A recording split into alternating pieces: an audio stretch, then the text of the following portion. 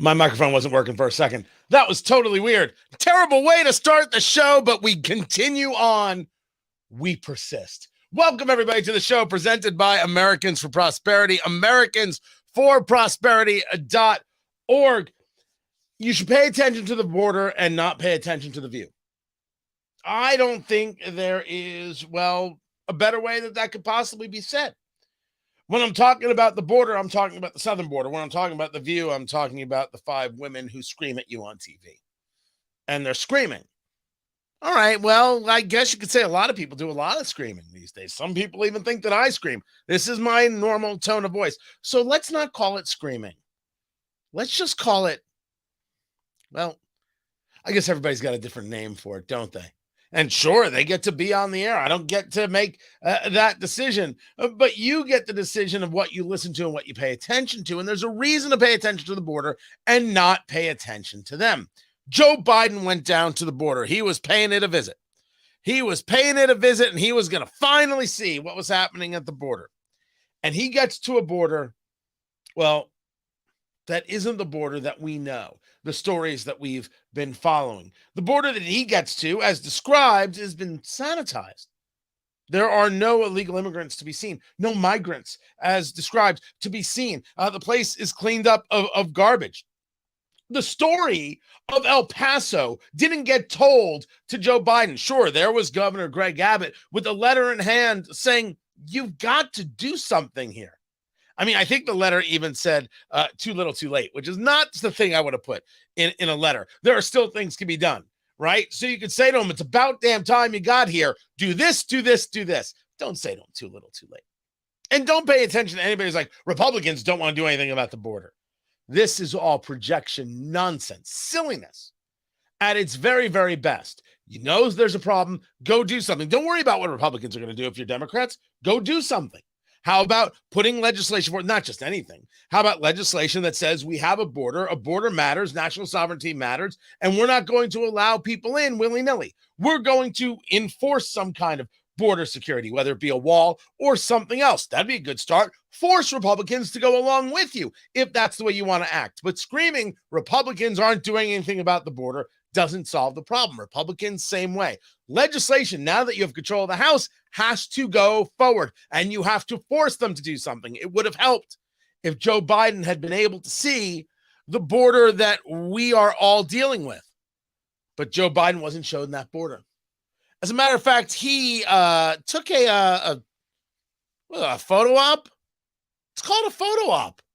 He took a photo op at the wall. And what?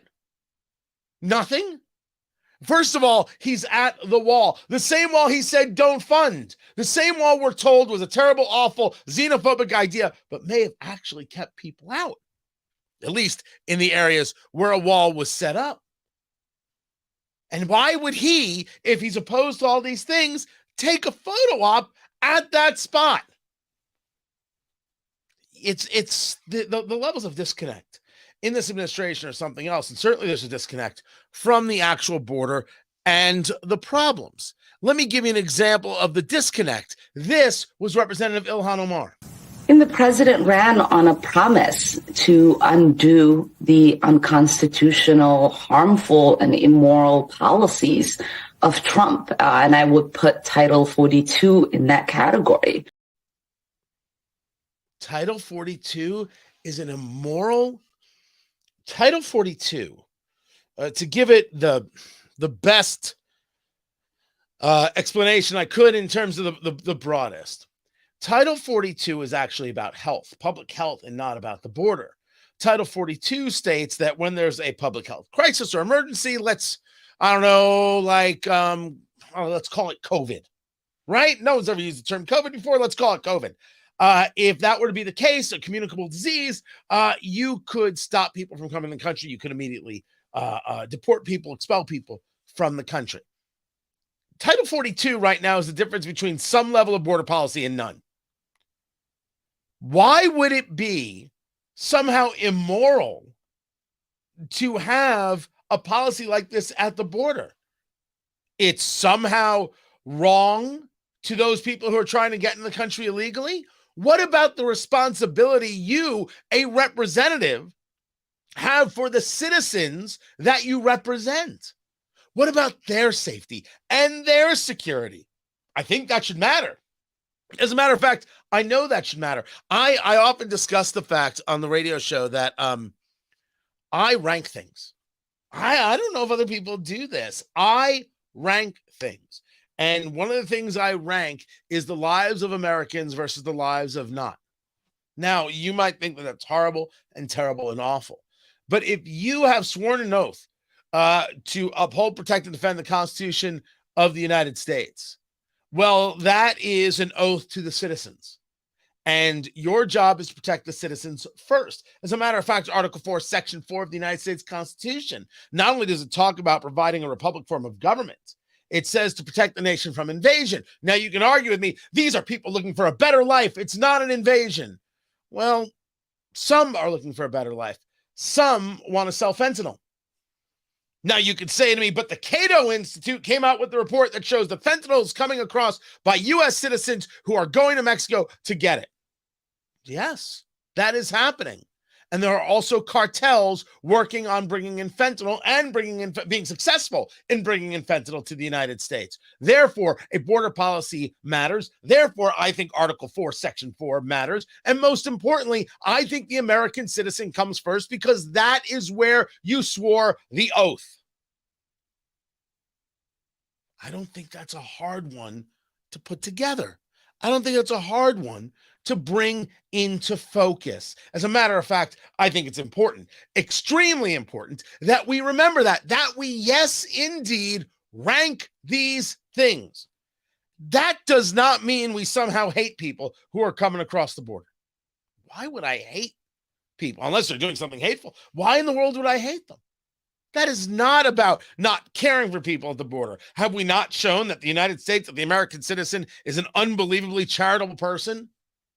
It is about stating that not everything is equal. And I use this as my example, the example that simply cannot be beat. Although I ask you to try, because if it can be beat, I would love to see it. When you're on an airplane and you're going through the whole, what's that whole thing they do? I don't know. I'm not paying attention because I'm looking at my phone or trying to figure out why it is that I can't sleep on a plane or whatever. They go through all the safety features. Here's how you put on your seatbelt because you don't know, and here's where the exits are. And if there's a loss of cabin pressure, a mask. Bloop, that's the sound it makes. By the way, that's the official sound from the FAA. Bloop, a mask. Bloop, will fall from the ceiling. And what comes next? Put on your own mask before assisting the person next to you. The FAA, your local airline, ranks who should put on their mask first. And the answer is the able-bodied adult should put on their mask before helping their child. Your child, the thing that you would gladly give your life for, you put on your mask first because you are of no use to that kid when you've passed out because you didn't have your mask on. They ranked the people on the plane, the people who are most able-bodied, the adults, put their masks on first. The ones most capable put their masks on first. Then you help the people who aren't capable. Now, many people coming across the border are capable. As a matter of fact, I engaged the conversation that if you're an able-bodied male, I don't think you should be allowed into the country. You have to go fight for the country you live in, whether it be Honduras or Nicaragua, Venezuela, whatever the case may be. I didn't say it wasn't going to be tough. I assume it's going to be incredibly difficult. And I think that Americans should be very supportive of people going to do that. And when they are able to engage a free and free nation, we should be there as a trade partner and we should be there as a friend. But it's saying I can't get work in Nicaragua, it's too dangerous. Well, you have to go make it undangerous. There are people who are indeed refugees. Then there are people who are migrants. The vast majority of people coming across the border are migrants, even though they all want to claim some level of refugee status. But that's not really true. As a matter of fact, the NGOs, the non-governmental organizations, and others who try and coach people on saying that they're refugees and not migrants, I think that should be unlawful, and there should be serious punishments for those people. But if we aren't going to take care of Americans first, and by the way, Americans is this vast, vast group of people of all colors and all religions and all sexual orientations and all stripes and all political persuasions. Americans first, then we can help others. And because we rank, it doesn't make us bad people. What makes us bad people is not showing President Biden exactly what the hell is happening at the border, as Bill Malugin from Fox News explains. Right. You have to make an active effort to go down to El Paso on the border these days and not see a single migrant. It's almost impossible, and they managed to accomplish that. And look at what he did. He started off at a port of entry. Nothing's happening at the port of entries. That's not where people are crossing. That's a CBP port of entry where people walk across the bridge. The mass illegal crossings, more than 200,000 people a month, that's happening between the ports of entries. People walking through the river. We show that video every single day. He didn't go down there and look at that. If he really wanted to get an idea of what's happening in the El Paso area, he could have driven 5 minutes north out of town, gone to Anapra, New Mexico, where we've witnessed guys in camouflage scaling the border wall, using ropes to jump over it, and then running off into the open desert into U.S. residential neighborhoods. He could have taken a ride down Paisano Drive, where there's all sorts of holes in the border wall. People have been cutting these holes into it, got away, slipped through, and then they go running across traffic, and they disappear into El Paso neighborhoods. He could have gone to the Central Processing Center where the migrants are held after they're in federal custody. We remember that video last month of like 5,000 people crammed inside of that center. He didn't go in there. Then he goes down to the border wall to do a little walk and talk with Border Patrol agents at a part of the wall where there's really no activity. That's wrong. And I don't know if this is the fault of CBP or of Governor Abbott or the city of El Paso. But to purposefully mislead the president of the United States, what is this, communist China? You don't give Xi Jinping the proper data because if he gets too angry, you go to a special camp? Same thing with Kim Jong-un. Same thing with Vladimir Putin. It's funny how all those communists, they're all the same in that regard. The border matters. The View doesn't. Now, the Speaker of the House is Kevin McCarthy. That vote is done, as we all know, and rules packages are going to get voted on. But the whole voting, 15 rounds, to some people was embarrassing. I don't think it was embarrassing. I think some of it was a bit pathetic. And then, of course, you've got members who wanted to have a go at each other. Yeah, not what I necessarily want to see, but rather human stuff. I think there is this weird kind of notion that people don't get angry with each other. They don't lash out at each other. They don't, sometimes act inappropriately. There is sometimes some acting of inappropriate actions. Sometimes, people are just going to let you know what they think of them. Anger is real. Am I to believe that Democrats don't get angry? Well, of course I believe that Democrats get angry. But this was Sunny Hostin on The View with all the disdain that she could muster. It was it was so uncivilized when he's like lunging at him and grabbing at him. I mean, the Republicans like to use identity politics, and they like to talk about thugs a lot, and they like to talk about other people. I saw a lot of thuggishness going on. I saw thugs at work. I saw this uncivilized nature, and it's like they were raised by wolves, many of them. And so I wonder, if you're doing that in the chamber, on the House floor, how do you expect to govern and lead by example? That's something I wouldn't want to see my kids. Yeah, we wouldn't want to see your kids in Congress either. One could argue that you don't want to see that from your elected official. I can appreciate that. I think that's a fine and legitimate thing to say. But if that's thuggish, what you saw right there from Representative Rogers, but the riots of Minneapolis, Indianapolis, Seattle, Portland, Chicago, New York, etc., weren't thuggish, well, then I don't know what to do. I don't know what to tell you. I think maybe you're having the vapors and you're clutching the pearls just a wee bit too hard. An argument of, you know what, man, I really don't want to see that in the House of Representatives. I want better from my leaders. I don't want to see them going at each other. Maybe do that in the back room. Fine comment. I mean, you can admit that. A fine comment. And I can appreciate where the comment comes from. But the whole, they're thuggish and they can't govern. It's Sunny Hostin. What else is she going to say? This is her entire methodology. If we want to talk about not governing, let's talk about Nancy Pelosi. But Tony, they got so many things passed. That's not what I'm discussing. They got things passed because as a party, they think in lockstep. And when you don't think in lockstep, ask Senator Kyrsten Sinema, they'll follow you into a bathroom. No, I'm talking about the fact that you couldn't bring amendments to the floor. You couldn't have debate on the House floor. Speaker Pelosi didn't allow it. Iron fist. And they'll go, yeah, she was a leader. Leaders who don't allow debate?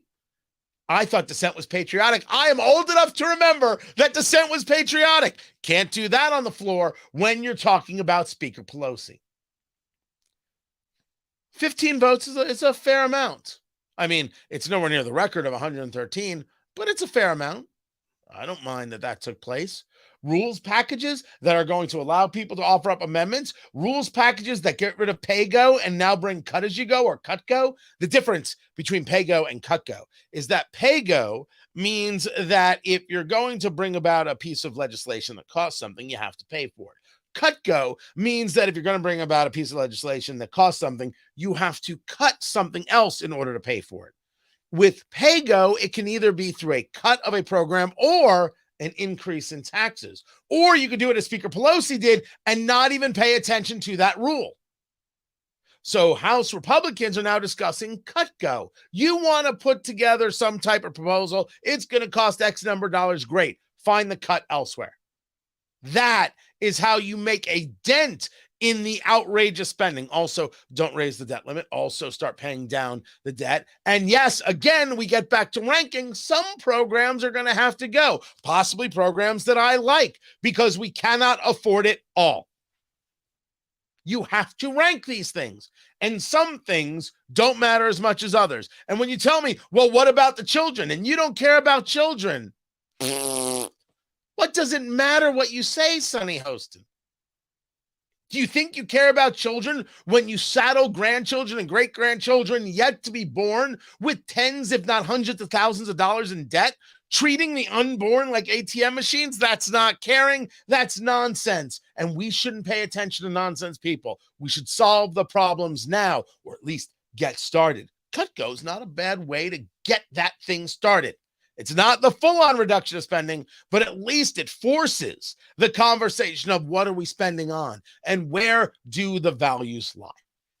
And one of the values is not, well, we'll just borrow more money. It's super cool. Sunny Hostin doesn't matter. The View doesn't matter. The border matters tremendously. And you got to know the difference because people will get wrapped up in Hostin. They shouldn't. You got to get wrapped up in being 24/7 on your representative. Yes, the phone calls matter. Not emails. Emails can be deleted. Phone calls, showing up, not stopping, demanding more action. If you say to me, it doesn't matter, what can you do? Well, who sent this to me? Hold on, where, here it is. This is Don. Our politicians suck, Tony. All we can do is vote and hope. Well, if you have a representative you don't like, I'm sorry. My advice to you, make a phone call every day and get 10 friends to do the same. So it's more than just hope. Action matters. And you can say to me, Tony, that's so naive. You're so sweet. Election happens in 2 years. What do you want to do between now and then? Nothing? Hope? Cross your fingers? Complain? Kvetch? Just be outright bitching on social media? And not the cool kind of bitching where you've got a Camaro. I'm talking about the whiny kind of bitching that nobody likes, Karen. My advice is to start working on things. My advice is to start talking about things. My advice is to start sharing how it is you feel with the people who can do something about it or lose their jobs. Remember, all politicians, even if you like them, and I'm not anti-politician. I've never understood that point of view. But they're nothing more than cogs in a machine. That's all they are. They're there to do a job. They're there to do the job that I need them to do. And when they don't do the job, I replace them with somebody else who does the job. That's all they are. If I ever run for office, I'm a cog in the machine. I'm there to do the job for the people who elected me. If I don't do the job, I get replaced. That's pretty normal. I think it's a pretty rational way to think, personally. The border matters. The View does not. Hold on a second. Where was that, Andy? Sadly, the View hosts think they're still relevant. Well, why shouldn't they? People are talking about them all the time. They got this prime spot. They get the interviews. Why shouldn't they think they're relevant? I get the fact that they believe it, but we haven't put up anything to defeat it, except for the 5. When you think about it, the 5 is the View. You notice how popular the 5 is. So how do you now, if you want to utilize something as a counter, how would you then utilize more of their content? Or perhaps we need more groups creating more content in that time slot and give people other things to watch. Or maybe it's because they engage in such incendiary talk that it is so popular. Maybe that has something to do with that. Tony, your fans want to see you grow out your beard. My fans are going to be outrageously disappointed. I don't do fuzzy good. Like, this is, I think, the most. And then I've got it like, so this, see that? Right there, you see how weird that is? Yeah, I don't know, my ear is fine. This is weird. Like, I think I've got it here as well. Like, it's almost like a little bit of a lighter pat. I don't know what that is. I don't know why that happens, but it does. So no, I'm not growing out. As a matter of fact, I'll probably trim this up. As someone once suggested, hey, why don't you shave? Because I look like I'm 7. I really and when I was heavier, the cheeks of the boy. Oh my gosh, not good. Not a good look for Tony. Not a good look for Tony. Gutfeld's show is the best late night show. You know, it's funny, except for clips. I've never seen it because I appear on cable news. I don't have cable. When I moved to Indiana 8.5 years ago, I couldn't afford cable when I first moved here. So we didn't get cable, and we've never gotten it since. Never gotten cable. So I don't see the show, but I'm glad it's doing well because we need more of that. We need so much more of that, as I've discussed. So I'm glad. But if you're just going on straight ratings, nothing beats the 5. They get the rate. It's huge. And by the way, Matt Cooper, that's a great one. So there's a Biden vice presidential office not too far from DC and association with UPenn, I think it is, in DC. And yes, classified documents were found on that location. They were found back in November 2nd. The Attorney General Merrick Garland has already assigned a U.S. attorney out of, I think, Chicago to the case. It's kind of interesting. We'll see how little it gets talked about in the news tomorrow. Guaranteed. We will keep an eye on that for sure. Guys, I got to go. What bourbon have I tried lately? Well, that's why you got to check out Eat, Drink, Smoke, my cigar and bourbon show. EatDrinkSmokeShow.com is what you do. You can also find Eat, Drink, Smoke on Rumble and check that out. EatDrinkSmokeShow.com. And don't forget to go over to Locals and find me, TonyKatz.Locals.com. TonyKatz.Locals.com. You should do that. And then, of course, my thanks to Americans for Prosperity, AmericansForProsperity.org, economic liberty, free speech. Oh, those are my people. Love those two things. Guys, I appreciate you. Don't forget to subscribe on Rumble. That would be greatly appreciated. Rumble.com/Tony Katz. Subscribe away. Make it happen. I'll catch you tomorrow. Take care.